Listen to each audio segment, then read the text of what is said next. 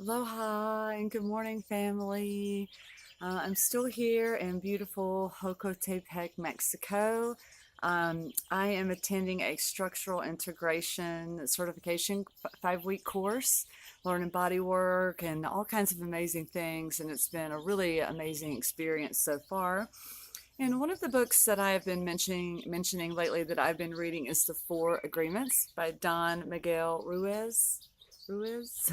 And the second chapter, the that I really like, which is the first agreement, is be impeccable with your word. One of the things I really enjoy talking and thinking about is word magic, because I see how our words create realities. They cast spells, and so I have been more and more dialed in with the words that I use, how I speak to myself within, because that creates the reality on the outside, what goes on the inside. And so I wanted to share this with you today and read from the book. So the first agreement is be impeccable with your word. The first agreement is the most important one and also the most difficult one to honor. It is so important that with just the first agreement, you will be able to transcend to the level of existence I call heaven on earth. The first agreement is to be impeccable with your word. It sounds very simple, but it is very, very powerful. Why your word? Your word is the power that you have to create. Your word is the gift that comes directly from God. The Gospel of John in the Bible, speaking of the creation of the universe, says, "In the beginning was the Word, and the Word was God, was with God, and the Word is God." Through the Word, you express your creative power. It is through the Word that you manifest everything. Regardless of what language you speak, your intent manifests through your Word. What you dream, what you feel, and who you really are will all be manifested through the Word. The word is not just a sound or a written symbol. The word is a force. It is the power you have to express and communicate, to think, and thereby create the events in your life. You can speak. What other animal on the planet can speak? The word is the most powerful tool you have as a human. It is the tool of magic. But like a sword with two edges, your word can create the most beautiful dream, or your word can destroy everything around you. One edge is the misuse of the word, which creates a living hell. The other edge is the impeccability of the word, which will only create beauty, love, and heaven on earth. Depending upon how it is used, the word can set you free, or it can enslave you even more than you know. All the magic you possess is based on your word. Your word is pure magic, and misuse of your word is black magic.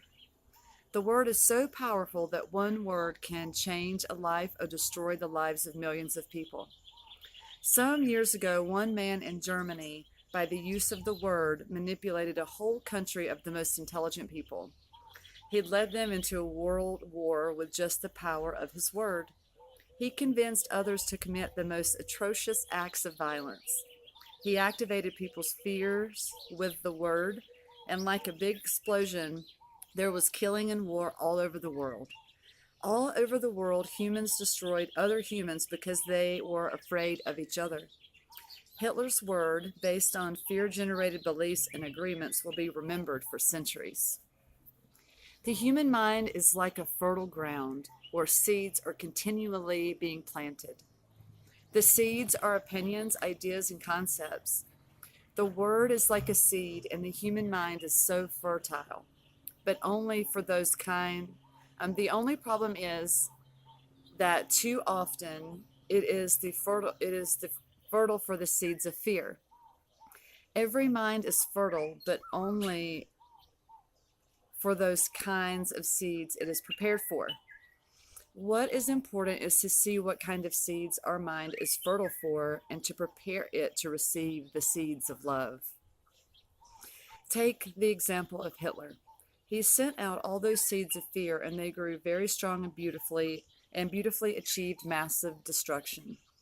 Seeing the awesome power of the word, we must understand what power comes out of our mouths. One fear or doubt planted in our mind can create an endless drama of events. One word is like a spell, and humans use the word like black magicians, thoughtlessly putting spells on each other. Every human is a magician. We can either put a spell on someone with our word, or we can release someone from a spell. We cast spells all the time with our opinions. For example, I see a friend and gave him an opinion that just popped into my mind. I say, I see that kind of color in your face in people who are going to get cancer. If he listens to the word and if he agrees, he will have cancer in less than 1 year. That is the power of the word. During our domestication, our parents and siblings gave their opinions about us without even thinking. We believed these opinions and we lived in fear over these opinions, like not being good at swimming or sports or writing. Someone gives an opinion and says, "Look, this girl is ugly." The girl listens, believes she is ugly, and grows up with the idea that she is ugly. It doesn't matter how beautiful she is. As long as she has that agreement, she will believe that she is ugly. That is the spell she is under. By hooking our attention, the word can enter our mind and change a whole belief for better or for worse. Another example. You may believe you are stupid, and you may have believed this for as long as you can remember. This agreement can be very tricky, causing you to do a lot of things just to ensure that you're stupid. You may do something and think to yourself, "I wish I were smart, but I must be stupid or I wouldn't have done that." The mind goes in hundreds of different directions, and we could spend days getting hooked by just that one belief in our own stupidity. Then one day, someone hooks your attention and using the word lets you know that you're not stupid. You believe what the person says and make a new agreement, and as a result, you no longer feel or act stupid. A whole spell is broken just by the power of word. Conversely, if you believe you are stupid and someone hooks your attention and says, "Yes, you really are the most stupid person I've ever met," the agreement will be reinforced and become even stronger. Now let us see what the word impeccability means. Impeccability means without sin. Impeccable comes from the Latin peccatus, which means sin. The I am and impeccable means without. So impeccable means without sin. Religious talks about sin and sinners, but let's understand what it really means to sin. A sin is anything that you do which goes against yourself. Everything you feel or believe or say that goes against yourself is a sin. You go against yourself when you blame or judge yourself for anything. Being without sin is exactly the opposite. Being impeccable is not going against yourself. When you are impeccable, you are taking responsibility for your actions, but you do not judge or blame yourself. From this point of view, the whole concept of sin changes from something moral or religious to something common sense. Sin begins with rejection of yourself. Self-rejection is the biggest sin that you commit. In religious terms, self-rejection is a mortal sin which leads to death. Impeccability, on the other hand, leads to life. Being impeccable with your word is not using the word against yourself. If I see you in the street and I call you stupid, it appears that I am using the word against you, but really I'm using my word against myself, because you're going to hate me for this, and your hating me is not good for me. Therefore, if I get angry and with my words send out all that emotional poison to you, I'm using the word against myself. If I love myself, I will express that love in my interactions with you. And then I am being impeccable with my word, because the action will produce a like reaction. If I love you, then you will love me. If I insult you, you will insult me. If I have gratitude for you, you will have gratitude for me. If I'm selfish with you, you will be selfish with me. If I use the word to put a spell on you, you are going to put a spell on me. Being impeccable with your word is the correct use of your energy. It means to use your energy in the direction of truth and love for yourself. If you make an agreement with yourself to be impeccable with your word, Just with that intention, the truth will manifest through you and clean all the emotional poison that exists within you. But making this agreement is difficult because we have to learn to do precisely the opposite. We have learned to lie as a habit of our communication with others and, more importantly, ourselves. We are not impeccable with the word. The power of the word is completely misused in hell.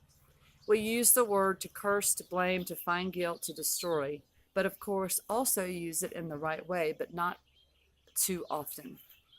Mostly we use the word to spread our personal poison, to express anger and jealousy, envy and hate. The word is pure magic and the most powerful gift we have as humans, and we use it against ourselves. We plan revenge. We create chaos with the word. We use the word to create hate between different races, between different people, between families, between nations. We misuse the word so often, and this misuse is how we create and perpetuate the dream of hell.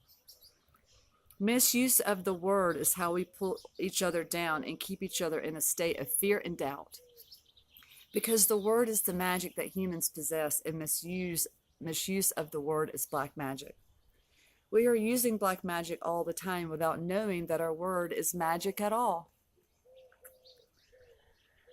There was a woman, for example, who was intelligent and had a very good heart. She had a daughter whom she adored and loved very much. One night she came home from a bad day at work, tired, full of tension, and with a terrible headache. She wanted peace and quiet, but her daughter was singing and jumping happily. The daughter was unaware of how her mother was feeling. She was in her own world, in her own dream. She felt so wonderful. She was jumping and singing louder and louder, expressing her joy and her love. She was singing so loud that it made her mother's headache even worse, and at a certain moment, the mother lost control. Angrily, she looked at her beautiful little girl and said, "Shut up. You have an ugly voice. Can you just shut up?" The truth is that the mother's tolerance for any noise was non-existent. It was not the little girl's voice that was ugly, but the daughter believed what her mother said. And in that moment, she made an agreement with herself. After that, she no longer sang because she believed her voice was ugly and would bother anyone who heard it. She became shy at school, if she was asked to sing, she refused. Even speaking to others became difficult for her. Everything changed in the little girl because of this new agreement. She believed she must repress her emotions in order to be loved and accepted. Whenever we hear an opinion and believe it, we make an agreement, and it becomes part of our belief system. This little girl grew up, and even though she had a beautiful voice, she never sang again. She developed a whole complex from one spell. This spell was cast upon her by the one who loved her the most, her own mother. Her mother didn't notice what she did with her word. She didn't notice that she used black magic and put a spell on her daughter. She didn't even know the power of her word, therefore she isn't to blame. She did what her own mother, father, and others had done to her in many ways. They misused the word. How many times do we do this with our children? We gave them these types of opinions, and our children carry that black magic for years and years. People who love us do black magic on us, but they don't know what they do. This is why we must forgive them. They didn't know what they do. For example, you wake in the morning feeling very happy. You feel so wonderful you stay 1 or 2 hours in front of the mirror making yourself beautiful. Well, one of your best friends says, "What has happened to you? You look ugly. Look at that dress you're wearing. You look ridiculous." That's it. That's enough to put you all the way down in hell. Maybe this girlfriend just told you this to hurt you, and she did. She gave you an opinion with all the power of her word behind it. If you accept the opinion, it becomes an agreement. Now, and you put all of your power into that opinion becomes black magic. These types of spells are difficult to break. The only thing that can break a spell is to make a new agreement based on truth. The truth is the most important part of being impeccable with your word. On one side of the sword are the lies which create black magic, and on the other side of the sword is the truth which has the power to break all the spell of all black magic. Only the truth will set us free. Looking at everyday human interaction, imagining how many times we cast spells on each other with our word. Over time, this interaction has become the worst form of black magic, and we call it gossip. Gossip is black magic at its very worst because it's pure poison. We learned how to gossip by agreement. When we were children, we heard the adults around us using gossip all the time, openly giving their opinions about other people. They even had opinions about people they didn't know. Emotional poison was transferred along with the opinions, and we learned this as the normal way of communication. Gossiping has become the main force of communication in human society. It has become the way we feel close to each other because it makes us feel better to see someone else feel as badly as we do. There's an old expression that says misery likes company, and people who are suffering in hell don't want to be alone. Fear and suffering are an important part of the dream of the planet. They are how the dream of the planet keeps us down. Using the analogy of the human mind as a computer, gossip can be compared to a computer virus. A computer virus is a piece of computer language written in the same language all the other codes are written in, but with a harmful intent. The code is inserted into the program of your computer when you least expect it, and most of the time without your awareness. After this code has been introduced, your computer doesn't work quite right, or it doesn't function at all because the codes get so mixed up with so many conflicting messages that it stops producing good results. Human gossip works exactly the same way. For example, you are beginning a new class with a teacher and you have looked forward to it for a long time. On the first day of class, you run into someone who took the class before who tells you, "Oh, that instructor was such a pompous jerk. He didn't know what he was talking about, and he was a pervert too, so watch out." You are immediately imprinted with the word and the emotional code the person had when saying this, but you are not aware of his or her motivation in telling you. This person could be angry for failing the class or simply making an assumption based on fear and prejudices. But because you have learned to ingest information like a child, some part of you believes the gossip and you go to class. As the teacher speaks, you feel the poison come up inside you, and you don't even realize you see the teacher through the eyes of the person who gave you that gossip. Then you start talking to other people in the class about this, and they start to see the teacher in the same way, as a jerk and a pervert. You really hate the class, and soon you decide to drop out. You blame the teacher, but it was the gossip that is to blame.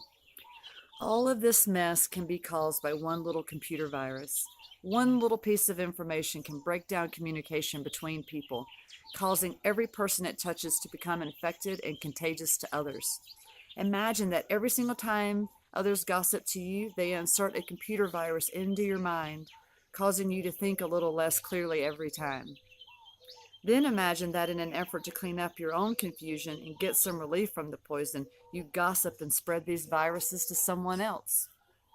Now imagine this pattern going on in the never-ending chain between all the humans on Earth. The result is a world full of humans who can only read information through circuits that are clogged with a poisonous, contagious virus.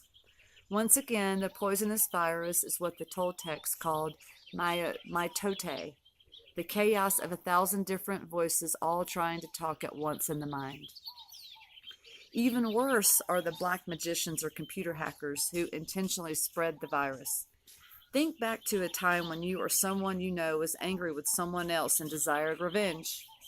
In order to seek revenge, you say something to or about that person with the intention of spreading poison and making that person feel bad about him or herself. As children, we do this quite thoughtlessly, but as we grow older, we become more calculated in our efforts to bring other people down. Then we lie to ourselves and say that person received a just punishment for their wrongdoing. When we see the world through a computer virus, it is easy to justify the cruelest behavior. When we don't see, what we don't see is that misuse of our word is putting us into deeper hell. For years, we have received the gossip and spells from the words of others, but also from the way we use our word with ourselves. We talk to ourselves constantly, and most of the time we say things like, oh, I look fat, I look ugly, I'm getting old, I'm losing my hair, I'm stupid, I never understand anything, I will never be good enough, and I'm never going to be perfect. Do you see how we use the words against ourselves? We must begin to understand that the word is what the word is and what the word does. If you understand the first agreement, be impeccable with your word, you begin to see all the changes that can happen in your life. Changes first in the way you deal with yourself and later in the way you deal with other people, especially those you love the most. Consider how many times you have gossiped about the person you love the most to gain support of others from your point of view. How many times have you hooked other people's attention and spread poison about your loved one and other to make your opinion right? Your opinion is nothing but your point of view. It is not necessarily true. Your opinion comes from your beliefs, your own ego, and your own dream. We create all this poison and spread it to others just so we feel right about our own point of view. If we adopt the first agreement, we become impeccable with our word. Any emotional poison will eventually be cleared from our mind and from our communication and our personal relationships, including with our pet dog or cat. Impeccability of the word will also give you immunity from anyone putting a negative spell on you. You will only receive a negative idea if your mind is fertile ground for that idea. When you become impeccable with your word, your mind is no longer fertile ground for words that come from black magic. Instead, it is fertile for the words that come from love. You can measure the impeccability of your word by your level of self-love. How much you love yourself and how you feel about yourself are directly proportionate with the quality and integrity of your word. When you are impeccable with your word, you feel good, you feel happy and at peace. You can transcend the dream of hell just by making the agreement to be impeccable with your word. Right now, I am planting seeds in your mind. Whether or not the seed grows depends upon how fertile your mind is for the seeds of love. It is up to you to make this agreement with yourself. I am impeccable with my word. Nurture this seed as it grows in your mind. It will generate more seeds of love to replace the seeds of fear. The first agreement will change the kind of seeds your mind is fertile for. Be impeccable with your word. This is the first agreement that you should make if you want to be free, if you want to be happy, if you want to transcend the level of existence that is hell. It is very powerful. Use the word in the correct way. Use the word to share your love. Use white magic, beginning with yourself. Tell yourself how wonderful you are, how great you are. Tell yourself how much you love yourself. Use the word to break all those teeny tiny agreements that make you suffer. It is possible. It is possible because I did it. And I am no better than you. No, we are exactly the same. We have the same kind of brain, the same kind of bodies. We are humans. If I was able to break those agreements and create new agreements, then you can do the same. If I can be impeccable with my word, why not you? Just this one agreement can change your whole life. Impeccability of the word can lead you to personal freedom, to huge success and abundance. It can take away all fear and transform it into love and joy. Just imagine what you can create with impeccability of the word. With the impeccability of the word, you can transcend the dream of fear and live a different life. You can live in heaven in the middle of thousands of people living in hell because you are immune to that hell. You can attain the kingdom of heaven from this one agreement. Be impeccable with your word. This is such an amazingly powerful book because it's true. The things that we hear in our mind, we choose to agree to them or not, because thoughts come in the channel from our guide.